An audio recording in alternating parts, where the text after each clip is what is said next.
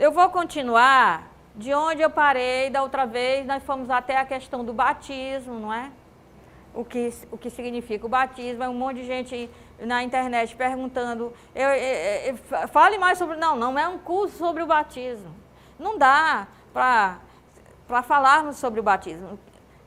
A Carta aos Romanos vai abordar essa questão do batismo, passamos rapidamente, só para dizer o que as pessoas pensavam quando elas falavam batismo.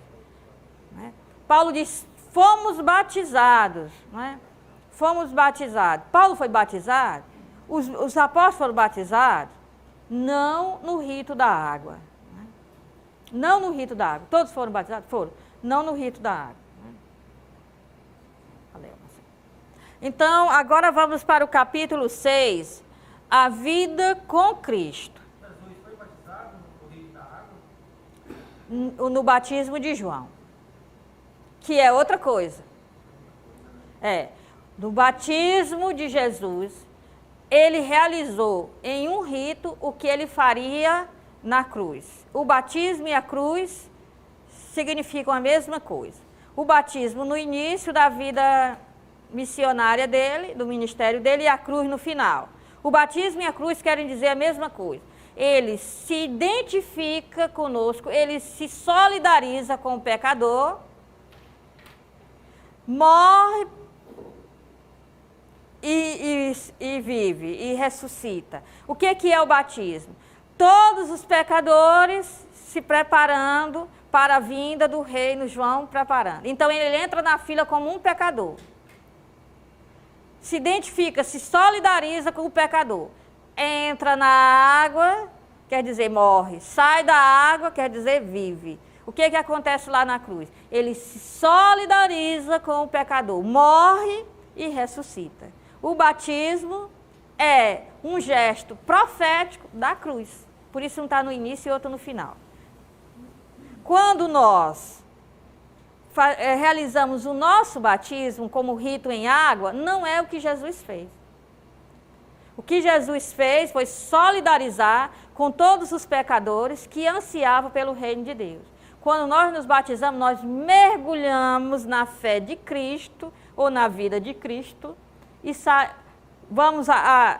afundamos, quer dizer, na morte dele, e saímos na ressurreição dele. Por isso o nosso batismo não é o de João. Mas o batismo é uma coisa válida. O batismo é uma coisa válida. Agora, o que quer dizer é que se não existir o rito da água, mas existiu a profunda adesão do coração, existiu o batismo. Existiu o batismo. Isso aí desde o tempo dos mártires. As pessoas estavam se preparando para o batismo. Elas passavam um longo tempo, 1 ano, 2 anos, se preparando para esse batismo. E aí eram descobertos, na época da perseguição, eram levados ao circo, eram crucificados, eram apedrejados e morreram sem o batismo? Não. Tinha profundo desejo. Foi batizado de verdade. Porque morreu, de fato, não só simbolizou a morte entrando na água, mas de fato morreu. Então, esse profundo desejo do coração, porque o que vale é a adesão da pessoa. Então, a mesma coisa, um batismo sem a adesão, não é batismo, porque o batismo é a adesão. A pessoa tem que livremente assumir que vive a vida de Cristo e a morte de Cristo e sai na ressurreição. Tem que livremente assumir isso, conscientemente, livremente, sabendo o que está fazendo. Sabendo o que isso implica, o batismo. Não é? Então, é aí que está. Se, aqui no capítulo 6, continua o que nós vimos sobre o batismo, se eu desço as águas, ou no caso de Paulo, não desceu as águas, né? Mas houve o batismo na imposição de mão de Ananias, na adesão dele a Cristo e tal. Então, se ele adere à vida e morte de Cristo, morreu o homem velho, carnal, que se deixava dominar pelos instintos. E sai um homem novo que não mais é orientado pelas limitações da existência humana. Agora, qual é o problema? O problema é que aquele homem velho que foi mergulhado na água, que está lá no fundo da água, ficou lá, de vez em quando ele bota a cabeça para fora. O problema é isso, de vez em quando ele quer se sair. Aí a gente tem que conscientizá-lo que ele está morto, que ele morreu na morte de Cristo. Então veja qual é a perspectiva. É interessante fazer isso ritualmente, porque mergulhar e ficar debaixo d'água é morrer. Eles acreditavam que o Sheol, o lugar dos mortos, são cavernas cheias d'água. Os salmos dizem, as ondas passam em cima da minha cabeça. Quer dizer, eu estou no fundo do mar, as ondas estão lá em cima da minha cabeça, eu estou no fundo da água. Então, está morto, a pessoa já se sente morta. Ela diz assim, não falta mais nada, eu já estou até vendo as ondas em cima da minha cabeça. Os salmos dizem isso. Então, quer dizer, não falta mais nada para eu morrer, eu já estou me sentindo morto. Então, o Sheol, o reino dos mortos, era submerso. Era submerso. Então, descer na água, eu fui ao Sheol, morri, saio da água, sou uma pessoa nova, recebi uma nova existência. Aqui estou eu de novo, sem as coisas do passado. Né? Então, não me deixo mais dominar, mas principalmente, que ele vai falar na carta aos Coríntios, o amor, porque o amor é que é o sentimento que nos identifica a Deus, o amor concreto, o amor que é capaz dos gestos de maior sacrifício, de maior renúncia, isso aí é o que domina a minha vida. Isso aí é que me faz filho de Deus. Quando a minha vida é uma vida pautada pelo amor, aí é a nova criatura, a nova pessoa que tá vivendo. É que São Bento diz, né, na regra dele, nada depois. Nada de bom. Aí, e o Agostinho, pode amar e fazer tudo, porque se você é mobilizado, movido pelo amor, não pode fazer nada errado. Não pode fazer nada. O que pode haver de errado se é o amor que me move? Né? Então, veja, o que ele vai dizer é, o homem velho morreu com Cristo. Quando eu afundo na água, é Cristo morto na cruz, por mim. Então, zerou. E aí eu saio como uma criatura nova. Se eu sou uma criatura nova, eu tenho que me pautar pelo Espírito, é o Espírito que conduz a minha vida. É o amor que está marcando todas as minhas decisões, os meus gestos, as minhas atitudes, o meu jeito de ser, o meu temperamento tem que ser marcado pelo amor. Né? Mas me diga uma coisa, esse rito do batismo teve origem de quem? Bom, porque começou. Eita, para fazer uma história do batismo não pode ser agora, né? Eu vou ficar te devendo. Mas as civilizações já faziam, os judeus já faziam, os egípcios faziam, né? Gregos faziam o rito de entrada em alguma iniciação, não é? Eu estava aqui pensando assim, uma que eu ouvi, e na época antiga, nós vamos estar lá para Abraão, e diz que essas pessoas, a água, era muito difícil para essas pessoas. Deixavam muitas vezes de tomar banho para economizar água para beber e para os animais. E diz que eles não andavam limpos e não andavam cheirosos, obviamente. Né? E assim, quando a gente toma um banho, a gente se revigora. Eu acho que a coisa deve ter origem por aí. Mas eles pensam nesse banho ritual como uma volta ao útero materno. Que é essa conversa que Nicodemo diz. Né? Então, eles pensam a descida às águas como uma volta ao útero materno. E faziam isso para dizer que queriam recomeçar. Que queriam recomeçar a vida. Que queriam esquecer as bobagens que fizeram e que queriam recomeçar a vida.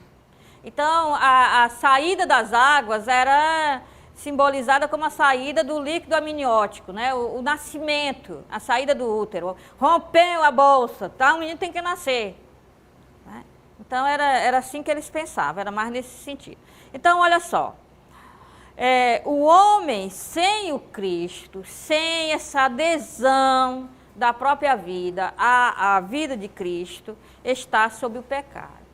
que ele já tinha dito isso. Todos pecaram, todos, não tem ninguém que escapou dessa. Né? E todos precisam da salvação, todos precisam do Cristo.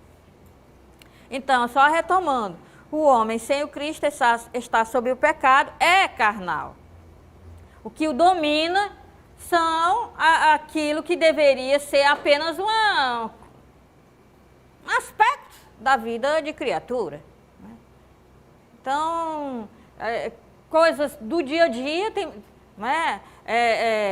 Nos alimentar é importante, mas colocar o alimentar-se acima de qualquer coisa não é ser humano. Aí tem alguma coisa errada. Né? O prazer é importante, mas o prazer dominar todas as minhas coisas a ponto de que eu não me preocupo se alguém sofre, se alguém passa por aperto, desde que tu comigo esteja bem, então... Então o que eu faço? Aquilo que era para ser uma coisa boa, quando passa a imperar na minha vida, que é a crítica que ele faz no início aos pecados dos romanos, que é deixar-se dominar pelos instintos e colocar isso acima de tudo, são sádicos, lascivos, né? Então não é a mesma coisa, opressores, violentos, né?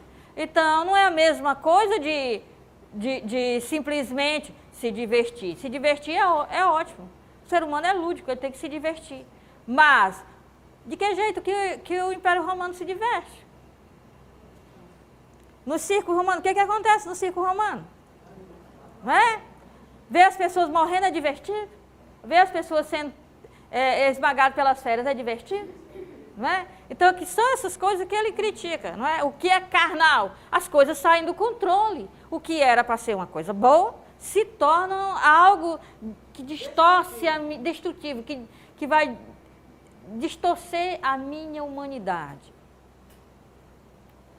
É isso que está em jogo. Então, o que ele vai dizer? A lei de Moisés, a Torá, a lei, denuncia os pecadores e exige a sanção, exige o castigo. Então, o que acontece? Quando a lei é na minha consciência, aí eu calo a minha consciência. Mas o que acontece? É que Deus foi esperto. E lá na lei de Moisés, tem assim, não faça isso, e se fizer, o castigo é esse. Então, o que diz Paulo? A lei, ela veio para ajudar, ela foi exteriorizada, para dizer, não adianta calar a consciência, porque ela está aqui, e ela tem a penalidade. Então, o que a lei faz? Se eu não consigo dar conta de cumprir a lei, eu estou numa situação difícil. Por quê? Primeiro, ela disse que eu cometi o pecado. Segundo, ela disse, e o castigo é esse. Então, o que a lei faz a única coisa que a lei consegue me dizer não é resolver o pecado em mim. Ela não consegue me dar a motivação para agir corretamente. Por quê? Porque o máximo que ela consegue é me dizer, você está errado e a penalidade é essa. Mas ela não consegue fazer com que eu resolva. Então, eu sei que é errado, mas não dou conta de não fazer o errado. Então, a lei é boa, mas ela não dá conta. Não é porque está escrito que eu faço a coisa certa. Gente, não, isso não existe. Ou eu faço a coisa certa, porque o meu coração é movido a fazer a coisa certa, ou eu não faço. Então, eu não saio matando por aí, não é porque tem uma lei que diz que se matar eu tenho tanto tempo de prisão. Não é por isso. É porque o meu coração não é movido para matar. Então, se meu coração não se move para cometer esse tipo de erro, essa lei nem precisaria existir. Não é para mim que ela existe. Então, não é para mim que ela existe. Ela existe para quem quer matar. Não é? Então, é isso que ele está dizendo. Então, a lei é boa, ela não está ruim, mas ela não consegue resolver a coisa dentro da gente. Ela só consegue dizer, está errado e o castigo é esse. Então, agora o que acontece? A vida de Cristo no coração move o coração para o bem. Move o coração para agir com o amor. motivado pelo amor, capaz dos mais altos gestos de renúncia, porque é motivado pelo amor. Então, eu na adesão a Cristo, tenho como orientação fundamental da minha vida, né? Esqueceu de desligar o coisa. Então, como orientação fundamental da minha vida, fazer o bem. Essa é a minha decisão. E é a partir daí que eu oriento a minha vida. Então, quando eu fico sabendo, ter uma vida lá no Império Romano, politeísta, toda desregrada, com aquela ideologia de excessos em todos os sentidos. E aí aquilo ali não me satisfaz, eu não sou feliz. Né? Chega alguém e me fala de um cara que foi capaz do maior gesto de amor por mim, morrendo numa cruz. Aquilo me motiva. Eu quero aderir a essa vida assim com ele. Então, ao aderir a ele, meu coração, eu realmente ganho uma nova existência. E meu coração é movido pelo bem, pelo amor. Então, a minha decisão pessoal é de fazer o bem. Então, eu só quero fazer o bem. Mas aí o que acontece? Eu digo uma palavra grosseira para você, né? Quando fico numa situação difícil, que ou eu prejudico o seu João, ou eu vou me dar mal, vou queimar meu filme, eu prefiro prejudicar o seu João do que queimar o meu filme. Né? E assim vai. Então, a minha orientação fundamental é para o bem. Então, nesse caso, não tem o pecado. É aí que vai entrar aqui, a gente só vai entender isso direito na primeira carta de João. A primeira carta de João diz assim, nós não somos pecadores. Aí daqui a pouco diz assim, mas quem disser que não tem pecado é mentiroso. Aí todo mundo, meus alunos, eu pego os dois textos, coloco os alunos ler e digo assim, e aí? Aí disseram, tá doido. Não, aqui foi escrito por outra pessoa. Não, gente. Quanto à orientação fundamental, a minha adesão a Cristo é só pelo amor, pelo bem.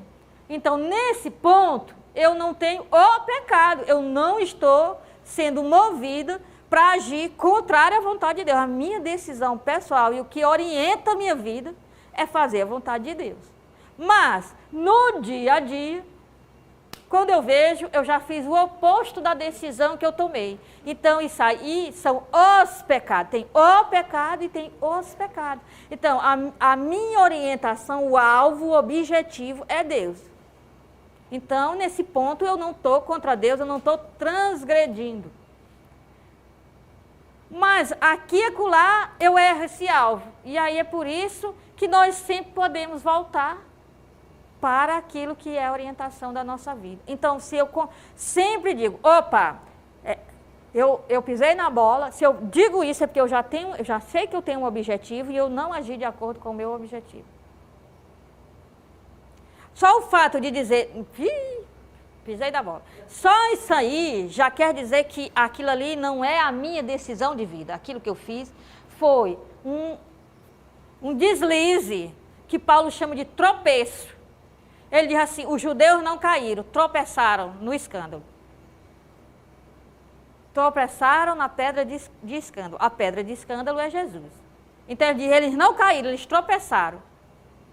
O Messias não veio conforme eles esperaram. Veio de um jeito que eles não esperavam, e aí eles tropeçaram.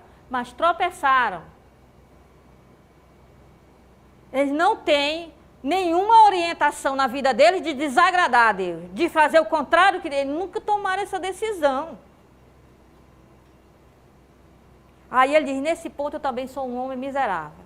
Quando eu vejo, fiz o mal que eu não quero e não o bem que eu quero. Isso acontece com ele, isso acontece com todo mundo. Não é? Certo? Então, a orientação fundamental e o erro do alvo. A orientação fundamental, fazer o bem. O dia a dia. De vez em quando eu saio desse caminho que eu tracei para mim. Aí eu volto para o caminho que eu tracei para mim. Ele está lá para me acolher. Não é? Certo? Entendido isso aí? Deixa eu ver aqui. Nossa, como esse tempo passa rápido. Então, a vida ou a lei do Espírito, ou viver no Espírito, ou ser um homem espiritual, significa a mesma coisa. É que nós somos co-herdeiros no herdeiro. Para entendermos isso, isso é uma metáfora semítica, que era o seguinte: quem herdava, quem era o herdeiro era o primogênito. O primogênito era o herdeiro. Todos que se deixasse conduzir e orientar pelo primogênito eram co-herdeiros. Então, digamos assim, que na minha família patriarcal, tem o primogênito, eu não sou primogênito. Digamos que eu seja um jovem, terceiro ou quarto filho. Então, se eu fico na casa paterna, se eu me deixo liderar pelo primogênito, quando o pai morreu, o primogênito vai assumir a liderança. Se eu me deixo liderar pelo primogênito, eu tenho acesso a tudo, não vai me faltar nada. Eu, de fato, sou filho daquela família. Por quê? Porque eu só posso ser considerada filha se eu permanecer naquela família e me deixar conduzir pelo primogênito. Então, o que ele está dizendo? Que filho mesmo é Jesus. E nós, se estamos unidos a Jesus e liderados por ele, também somos filhos. Então, nós somos co-herdeiros. Nós só temos essa herança enquanto estamos unidos a ele. Não estamos unidos a ele, estamos fora daquela herança. Certo? Então, co-herdeiro no herdeiro. Aí ele diz assim, que todos anseiam pelo progresso da vida espiritual, até a criação, até os outros seres da criação, estão em expectativa para que nós cheguemos ao ponto lá que nós devemos chegar. Não é? Essa maturidade espiritual. Até a criação espera que todos os filhos de Deus possam estar, como é que se diz? Participando dessa plenitude da filiação junto com Cristo.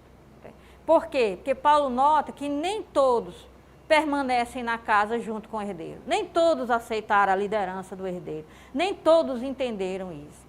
Então, ele diz, mas até a natureza, a criação, os outros seres estão na expectativa.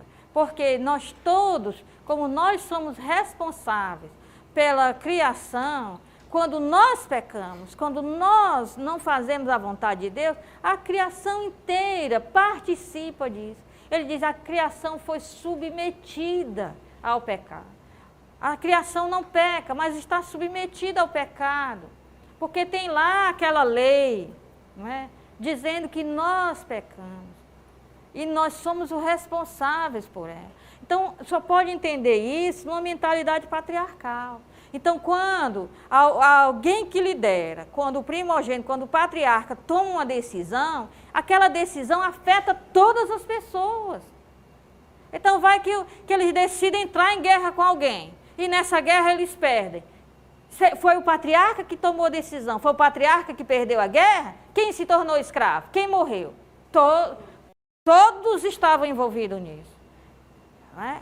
Então, quer dizer, mas aí o bebezinho pode dizer assim, mas eu não participei dessa decisão de guerrear com ele, eu não tenho nada a ver com isso, o bebezinho pode dizer isso, ele está submetido àquele pecado daquele que era o chefe.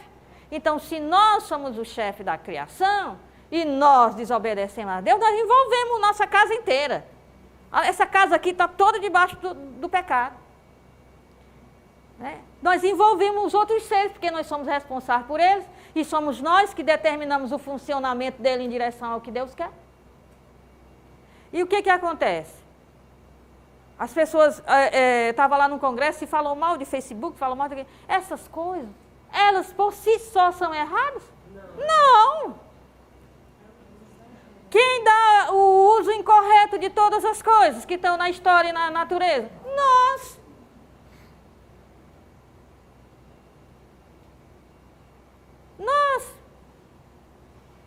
Não é? Então, tudo concorre para o bem dos que amam a Deus. Então veja, quando nós tomamos essa decisão, essa orientação fundamental de fazer a vontade de Deus, né, nós temos muito atrapalho. Nós temos algumas pedras que vêm na nossa direção, não é? Nós temos alguns bloqueios que são de ordem material e espiritual e parece que tudo dá errado. E aí a gente diz assim, a bruxa está solta. Não é? Mas tudo Deus dá o seu jeito, que ou de bom ou ruim que aconteça, isso é orientado para fazer o projeto de Deus. Então, o que mais poderia dar errado do que Deus mandar o seu filho para nos ensinar a ser filhos e nós matarmos ele? Nada podia ser pior do que, dar mais errado do que isso. Parábola dos vinhadores, dos vinhateiros homicidas. Foi mandando o servo, disse, agora eu vou dar um jeito na coisa. Agora eu vou mandar o meu filho herdeiro, porque mandando o meu filho herdeiro, eles vão respeitar, eles vão ouvir. O filho herdeiro ainda está vindo acolá e eles já tomaram a decisão. Olha o herdeiro lá, nós vamos matá-lo.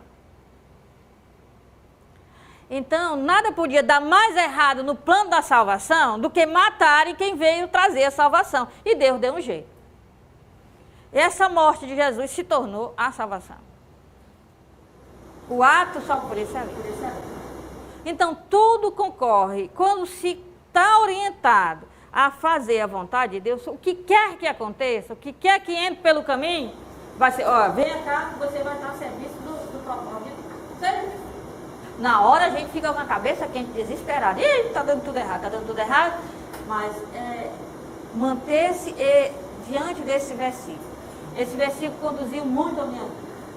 Às vezes tinha uma pessoa que sempre intercede muito por mim, e eu mandava mensagem no celular assim, tudo concorre para o bem dos que amam a Deus. Aí a pessoa já sabia que tinha que pedir a Deus por mim, porque aí eu já estava passando por algum apelo. Agora eu só boto assim, Romanos 8, 28. Aí às vezes o sufoco é tão grande, Romanos 8, 28, a resposta está em oração. Em oração. Né? Certo? Então, vamos orientar as coisas para Deus. Só que antes do intervalo, vamos só fazer isso bem aqui.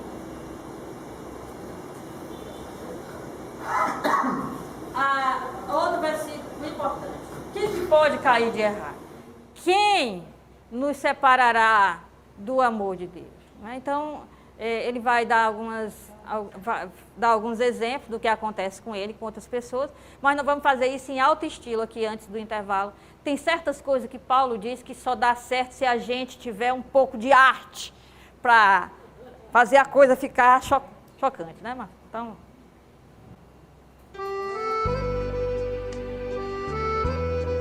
quem souber cantar e quiser cantar, pode cantar. Eu não posso cantar, porque senão vocês saem correndo.